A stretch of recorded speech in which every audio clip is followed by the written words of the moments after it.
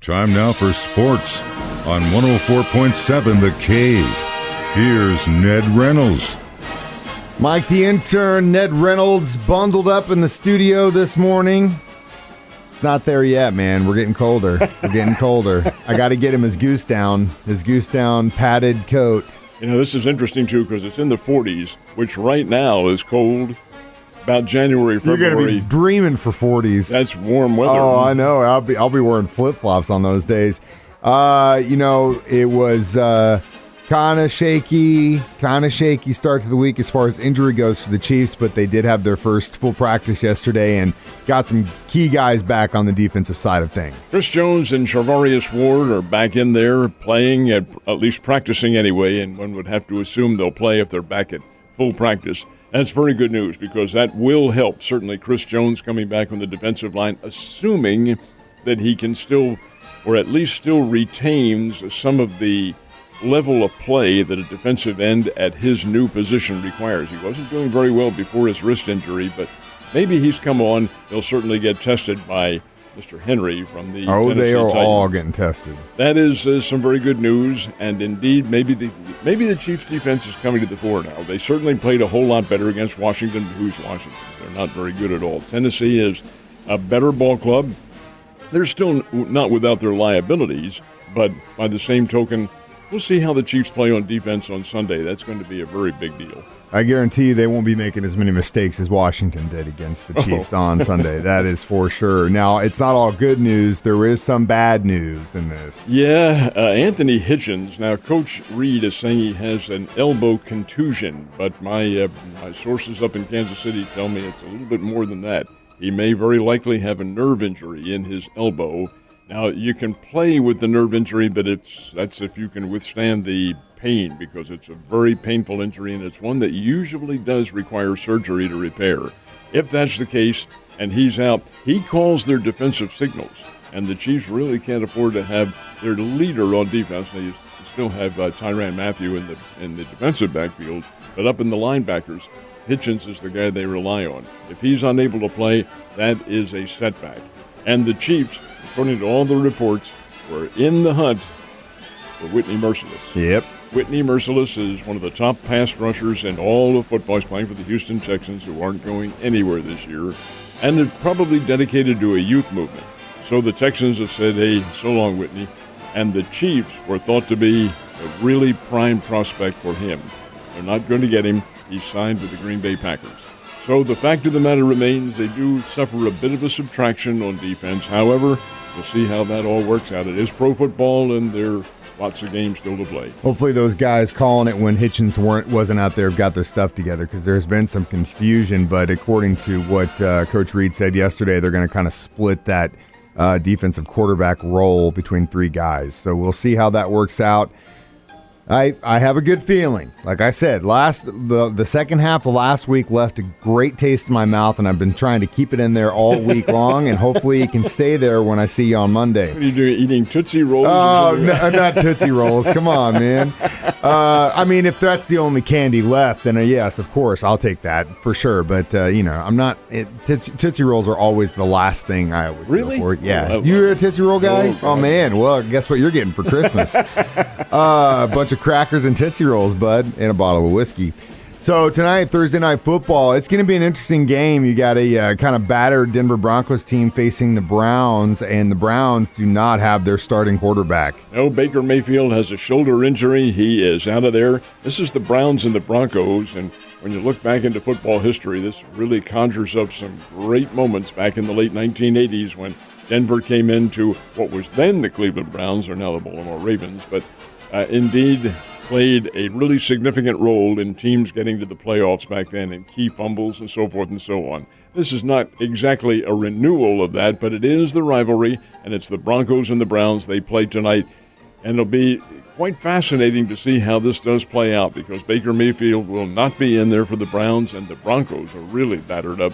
This is interesting, too, because we're not even at the halfway point of the season, and we have all these injuries oh, my that goodness are playing gracious. roles into how teams play. And not only are they going out without Baker, they don't have Chubb, they don't have Kareem. So it's already, if you play fantasy football and you're not playing the waiver wire this season, you're screwed. You are. And even if you are playing the waiver wire, you're screwed. The heck with the fantasy football. How about the point spread? Yeah, well, man, I don't even want to get into that. That's why I play fantasy football. It's a poor man's game. So if yesterday's games are any indication of where things are going, I think we know who's going to be in the World Series, don't you? I mean, there was no walk-off ninth inning heartbreaker. These were definitely decided early on. 9-1 and 9-2. Yes, sir. Yeah, it looks very much like the Houston Astros and the Atlanta Braves are headed for the big dance, which would start next week sometime. Not over officially yet. The Braves could end it all tonight up at Dodger Stadium in Los Angeles because it's Atlanta that has a 3-1 lead over the world champion Los Angeles Dodgers. And Atlanta did it with 4 home runs last night. Eddie Rosario with a big bat. My goodness sake, it was all the Atlanta Braves. And that, in a sense, does surprise me because I thought Los Angeles would emerge in this one, especially after beating San Francisco. American League, I really felt like Houston was the better team, and they're proving it. Oh, Big yeah. 9-2 win over the Boston Red Sox yesterday at Fenway Park in Boston. And it was, again, another player who very few are familiar with, Yordan Alvarez, who had 4 hits for Houston. We saw him play down here with Corpus Christi. Good ball player. And he's really now emerged into a solid player. That Houston team, folks, is very, very good. You might not like them. They may have a little bit of tarnish to their legacy, but they're a pretty doggone good baseball team. And if they do make the World Series and they could win it tomorrow night in looking Houston, like it. Well, they're pretty good. You know how they sometimes TV stations or whatever will show a picture of the country and they'll show you what part of the country is going for what team. I'll tell you right now, if it's Atlanta, Houston, there's going to be a giant red and then a tiny little orange circle down there in Texas. If that's the way it goes down, who knows? Anything could happen. It looks like it right now, but you never know. Anything could happen. So the Missouri Valley rankings for the men's came out yesterday after we had the ladies the day before. Where are the Bears? Ladies, incidentally, it's the Lady Bears who are almost, it's not unanimous, but a very strong choice for number 1. In the men, it is Drake, the Drake University Bulldogs out of Des Moines, who are a really, really good basketball team. They were last year, and they've kept almost everybody this year. They did lose one player, and he went to play for KU in that transfer portal that they have. Well, if the guy's going from Drake to KU, you knew he was pretty good. Yeah, they still are pretty good. So Drake gets the nod as number 1. Loyola of Chicago, who will have a new coach this year, is number 2. It is Northern Iowa, picked number 3. No, wait, Northern Iowa, they weren't much last year. That's because they lost their top player, A.C. Green, lost him to a knee injury early in the year. He is back, reportedly at full strength. He's a load. He's a swing guard forward who can just shoot the daylights out of the basketball. He's a real pain, as a matter of fact, because it's one of these, like, do you remember Jackie Stiles when she played? The ball always went in the basket. Does with this kid, too. So they're picked for number 3. They'll be a good team, and it's the Bears who are picked number 4. And I think that summarizes the Mo Valley in basketball. It's going to be a pretty doggone good league. And anybody, really anybody, can beat anybody else in this competition. Like the Bears team.